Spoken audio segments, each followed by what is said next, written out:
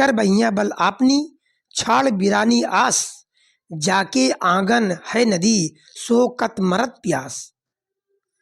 जिसको अपने बल पर विश्वास है, अपने मेहनत पर विश्वास है, अपने आप पर विश्वास है, उसको सफलता पाने के लिए किसी चीज़ की ज़रूरत नहीं होती है। वो अंत में मेहनत करते करते सफल हो ही जाता है, उसे विजय श्री प्राप्त हो ही जाती है। इसलिए सबसे असली ताकत है अपने आप पर विश्वास। मेहनत से पढ़ाई करिए, तैयारी करिए, और तैयारी करने के साथ साथ विश्वास मत छोड़िए अपने आप पर। जय हिंद, मैं हूँ रामचल। आप सभी का स्वागत है आपके अपने परिवार रामचल गुरुकुल में। हमने पिछली वीडियो में ईबीएस के कुछ महत्वपूर्ण प्रश्न जो प्रीवियस ईयर के प्रश्न थे उनके बारे में डिस्कस किया था। आज उसी के आगे प्रश्न कराएंगे। ये प्रीवियस ईयर क्वेश्चन हैं, कहने का मतलब ये प्रीवियस ईयर में आ चुके हैं और आगे सीटें जुलाई 2024 में आने की पूरी संभावना है। तो आप लोग मेहनत से इस प्रश्न को तैयार करिए, नोट बनाइए, और भाई वीडियो को आप लोग लाइक नहीं करते हैं, लाइक कीजिए और कमेंट जरूर करिए। एक प्यारा सा लाइक और एक प्यारा सा कमेंट, और मित्रों में शेयर और सब्सक्राइब करना तो आपकी जिम्मेदारी है, जैसे आपकी मर्जी। तो आज का क्लास का पहला क्वेश्चन, निम्नलिखित में से कौन सा एनसीएफ 2005 के अनुसार ईबीएस पाठ्यक्रम में सुझाए गए 6 विषयों में से एक है। भाई इस प्रश्न को एकदम हल्के से मत लीजिएगा, हल्के में मत लीजिएगा, नोट बनाइए, इसको रट लीजिए एकदम रट्टा मार करके, क्योंकि यही प्रश्न परीक्षा में आने वाले हैं एकदम पक्का। तो ऑप्शन में है, पहला ऑप्शन पदार्थ, दूसरा ऑप्शन है प्राकृतिक संसाधन, तीसरा है चीजें जो हम बनाते हैं और करते हैं। ठीक, डी में क्या है, चीजें कैसे काम करती हैं। प्रश्न एक बार फिर देखिए, निम्नलिखित में से कौन सा एनसीएफ 2005 के अनुसार ईबीएस पाठ्यक्रम में सुझाए गए 6 विषयों में से एक है। ठीक, तो इसमें आपका ऑप्शन है चीजें जो हम बनाते हैं और करते हैं, सी ऑप्शन। ठीक, तो इस प्रश्न का उत्तर हुआ ऑप्शन सी, चीजें जो हम बनाते हैं और करते हैं, करेक्ट। अब देखते हैं अगला क्वेश्चन। भाई पढ़ाई करिए एकदम आनंद के साथ, उत्साह के साथ, पूरे विश्वास के साथ, तभी सफलता मिलेगी। और विश्वास बहुत जरूरी है, बिना विश्वास के आप कुछ नहीं कर सकते हैं। तो अपने आप पर विश्वास रखिए और भाई चैनल को सपोर्ट जरूर करिए, मित्रों में शेयर करिए वीडियो को। अब देखते हैं नेक्स्ट क्वेश्चन, आप एक एकीकृत ईबीएस कक्षा के लिए कैसे योजना बनाएंगे। आप एक एकीकृत ईबीएस कक्षा के लिए एक साथ बच्चे बैठे हुए हैं, एक क्लास में बच्चे एक साथ मतलब अनेक बच्चे हैं भिन्न भिन्न क्लास के। तो इसके लिए आप कैसे योजना बनाएंगे, ये प्रश्न है। ऑप्शन में क्या है, एक पाठ में 2 या 2 से अधिक विषय क्षेत्रों को मिलाएंगे, या फिर अलग अलग योजनाओं में सभी विषयों को अलग करेंगे। तो हो नहीं सकता। अलग अलग योजना कैसे बनाएंगे आप, जब एक ही क्लास में बच्चे बैठे हैं, एक साथ में 7 बच्चे बैठे हुए हैं एक क्लास में, तो अलग अलग योजना बनाने से कोई मतलब नहीं है। इसके मतलब ये ऑप्शन गलत। ठीक। अगला क्वेश्चन, अगला ऑप्शन क्या है? विज्ञान और सामाजिक विज्ञान के लिए अलग अलग अध्यापकों का प्रबंध करेंगे। ये अलग अलग नहीं करेंगे भाई, ये भी नहीं है। पर्यावरण विज्ञान के लिए अलग अलग अध्यापक का प्रबंध करेंगे। डी, अलग नहीं करेंगे हम, क्योंकि जब बच्चों को हमने एक साथ बैठा दिया है, जब क्लास एकीकृत हो गया है ईवीएस का, तो एक पाठ में 2 या 2 से अधिक विषय क्षेत्रों को मिलाएंगे। एक पाठ में 2 या 2 से अधिक विषय क्षेत्र, टॉपिक, अनेक टॉपिक को जो विभिन्न क्लासों के लिए, कक्षाओं के लिए उपयोगी है, उसको मिलाकर अपनी योजना बनाएंगे। तो इसका मतलब इस प्रश्न का उत्तर हुआ ये, एक पाठ में 2 या 2 से अधिक विषय क्षेत्रों को मिलाएंगे, बस। ठीक। अगला देखिए, नेक्स्ट क्वेश्चन है, पर्यावरण अध्ययन में प्रश्न करने को एक युक्ति के रूप में उपयोग किया जाता है। भाई प्रश्न को ध्यान से पढ़िए, तभी सही उत्तर तक पहुंच पाएंगे आप। और जो मेरे भाई बहन स्टूडेंट प्रश्न ढंग से नहीं पढ़ते हैं, उनका ऑप्शन गलत हो जाता है, उनका उत्तर गलत हो जाता है। इसलिए प्रश्न को ध्यान से पढ़िए, बस उत्तर अपने आप दिख जाएगा। जैसे पर्यावरण अध्ययन में प्रश्न करने को एक युक्ति के रूप में उपयोग किया जाता है।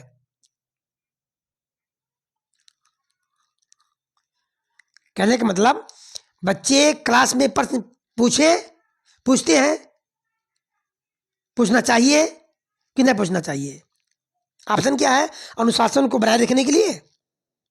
बच्चों से आप प्रश्न पूछ रहे हैं, तो क्या उसका मतलब ये होता है कि अनुशासन को बनाए रखने के लिए, ध्यान खींचने के लिए?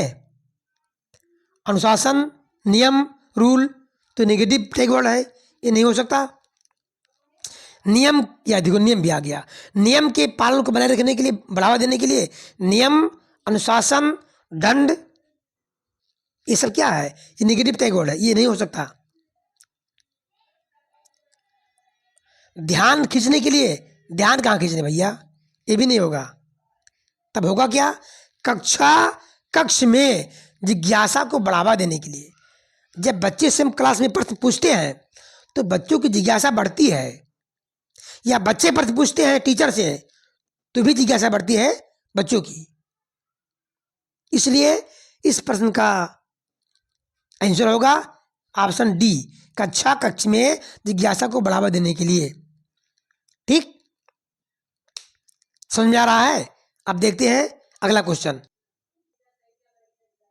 अगला क्वेश्चन है, पुनीत अपनी कक्षा 5 में शिक्षार्थियों को मानव शरीर की एक रूपरेखा दी। मानव शरीर की एक रूपरेखा दी और उन्हें भोजन विषय पढ़ाने से पहले पाचन तंत्र को बनाने को कहा। ठीक, प्रश्न क्या है? पुनीत ने अपनी कक्षा 5 के शिक्षार्थियों को मानव शरीर की एक रूपरेखा दी और उन्हें भोजन विषय पढ़ाने से पहले पाचन तंत्र को बनाने को कहा। यह प्रश्न है। तो पुनीत चाहता था, पुनीत का उद्देश्य क्या है,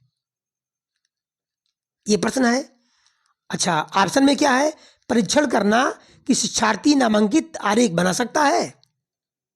क्या पुनीत ये चाहता है कि जो दिया है बनाने के लिए आरेख, क्या शिक्षार्थी बना सकते हैं? पहला ऑप्शन। बी में क्या है? पाचन से संबंधित शिक्षार्थियों के विचारों को प्राप्त करना।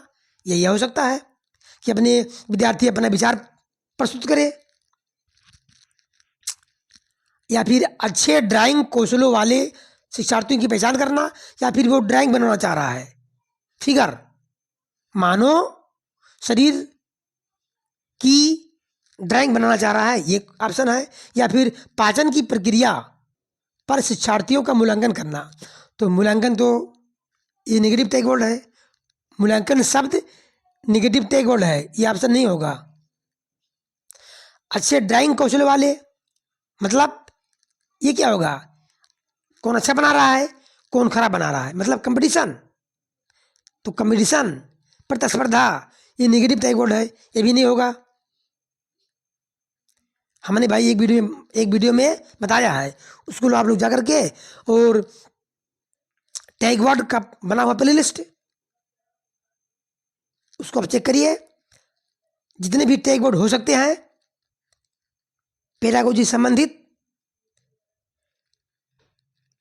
से संबंधित जितने भी टैग वर्ड हो सकते हैं हमने बता दिया है। अगर वो याद कर लेते हैं, समझ जाते हैं, तो आपका सीटेट क्वालिफाई होना 100% श्योर है। तो ये नहीं हो सकता। पाचन से संबंधित शिक्षार्थियों के विचार को प्राप्त करना, ये भाई पॉजिटिव लग रहा है। पहला क्या है, परीक्षण करना, की परीक्षण नहीं कर, ये परीक्षा हो गया, मतलब नेगेटिव टैग वर्ड है। भाई शिक्षार्थियों की, बच्चों की हमें परीक्षा नहीं करना है, परीक्षण नहीं करना है ना, एग्जाम, परीक्षण, टेस्ट, प्रतिस्पर्धा, मूल्यांकन, ये सब नेगेटिव टैग वर्ड है। देखिए अपने आप कट गया ये 3 ऑप्शन, क्या बच गया, सी आपका सही है। क्योंकि पाचन से संबंधित शिक्षार्थियों के विचार प्राप्त करना, इसलिए होगा कि जितने भी स्टूडेंट हैं उनके विचार आ जाएगा। तो ये ऑप्शन वजनदार है और यही आपका आंसर भी है करेक्ट। कौन ऑप्शन, बी। अब देखते हैं अगला क्वेश्चन। स्मिता अपने शिक्षार्थियों को कार्य से संबंधित लैंगिक विषमता और रूढ़िवादी छवियों के प्रति संवेदनशील करना चाहती है। स्मिता को निम्नलिखित में से अपनी कक्षा में क्या करना चाहिए? प्रश्न है, कार्य से संबंधित लैंगिक विषमता और रूढ़िवादी छवियों के प्रति संवेदनशील करना चाहती है। ठीक, तो भाई हमको लिंग भेद नहीं करना है कि लड़की को ज़्यादा पढ़ाओ और लड़के को कम, या फिर लड़के को ज़्यादा लड़की को कम। सबको समान भाव से शिक्षा देना है। हमको ये ध्यान रखना है, कौन छोटा कौन बड़ा ये भी नहीं करना क्लास में। कहने का मतलब भेदभाव नहीं करना है, लिंग को देखते हुए और किसी प्रकार का भी भेदभाव नहीं करना क्लास में। ये प्रश्न है। तो रूढ़वादी मॉडलों को छात्रों को प्रस्तुत करें। पहला है रूढ़वादी मॉडलों को छात्रों को प्रस्तुत करें,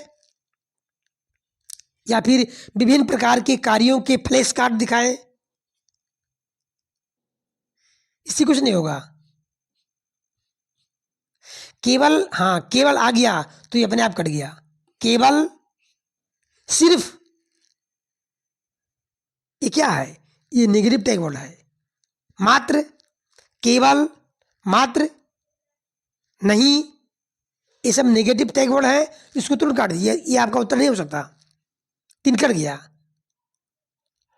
क्या बचा है, एक छात्र की मां को कक्षा में आमंत्रित करें जो ऑटो चालक हो।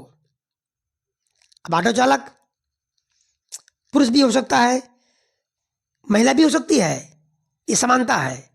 ये नहीं कि ऑटो चालक सिर्फ पुरुष ही हो सकता है। इसीलिए उसने कहा, स्मिता ने, वो एक छात्र की मां को कक्षा में बुलाए जो ऑटो चालक हो। इससे सिद्ध हो जाएगा कि लैंगिक विषमता नहीं करना है, नहीं करना चाहिए। तो आपका ऑप्शन डी इज करेक्ट। एक छात्र की मां को कक्षा में आमंत्रित करें और जो ऑटो चालक है। भाई प्रश्न को ध्यान से देखिए और समझिए, तभी काम बनेगा। अब देखते हैं अगला क्वेश्चन। अगला क्वेश्चन है, कक्षा 5 के समयन आमतौर पर अपना दिया हुआ कक्षा का कार्य नहीं करते हैं। ठीक, मुद्दे को हल करने का सबसे अच्छा उपाय क्या हो सकता है? कोई लड़का है समयन, वो अपने कक्षा के कार्य को नहीं करता है जो उसे मिला है, तो इसका उपाय क्या हो सकता है? पहला ऑप्शन में क्या है, उसकी कठिनाई का पता लगाने और उसके अनुसार कक्षा कार्य को समायोजित करने के लिए उससे बात करें। पहला ऑप्शन है, हो सकता है ये। अगला देखते हैं, किसी दूसरे बच्चे को उसकी कक्षा के कार्य को पूर्ण करने में मदद करे। ना, समस्या जिसकी है उससे बात किया जाए, ना कि किसी के द्वारा उसे हेल्प किया जाए, इसलिए नहीं हो सकता। माता पिता से बात करें, उससे सलाह दे, बिल्कुल नहीं। समस्या जब बच्चों में है तो उससे बात क्या करेंगे हम माता पिता से? नहीं। उसे वैकल्पिक और आसान गृहकार दे, बिल्कुल नहीं। जो दिया गया है गृहकार उस पर काम करना है, नहीं कि उसे सरल दिया जाए या उसके मन का दिया जाए, ना, ये भी गलत। तो बचा क्या? पहला ही, उसकी कठिनाई को पता लगाए। बच्चा उसको कहाँ दिक्कत हो रही है, क्यों नहीं गृहकार वो कर रहा है, वो पता लगाए और उसके अनुसार कक्षा कार्य को समायोजित करने के लिए उससे बात करें। पहले उसके गलती को पता करें कि बच्चा अपना गृहकार क्यों नहीं कर रहा है। उसके बाद उसके अनुसार कक्षा कार्य को समायोजित करने के लिए उससे बात करें। उसी कार्य को करने के लिए उसकी सहायता करें, समायोजित करें किस तरह वो काम कर सकता है। जब कठिनाई का पता लग जाएगा तो उसका इलाज अपने आप निकल आएगा। तो इसका ऑप्शन ये सही है। समस्या बच्चे में है तो बात करना बच्चे से ही, और बाहर कहीं से भी नहीं। ठीक, अब देखते हैं नेक्स्ट क्वेश्चन। ईबीएस में मानचित्रण कौशल से क्या होता है? अगर ईबीएस में बच्चे मानचित्रण बना रहे हैं तो उसमें क्या होता है? लैंडस्केप खींचने के कौशल को विकसित करता है,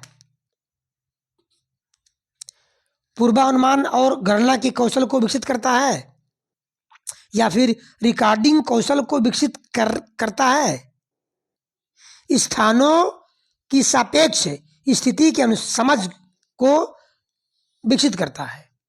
स्थानों की सापेक्ष स्थिति के समझ को विकसित करता है, या ये आपका ऑप्शन ये सही है।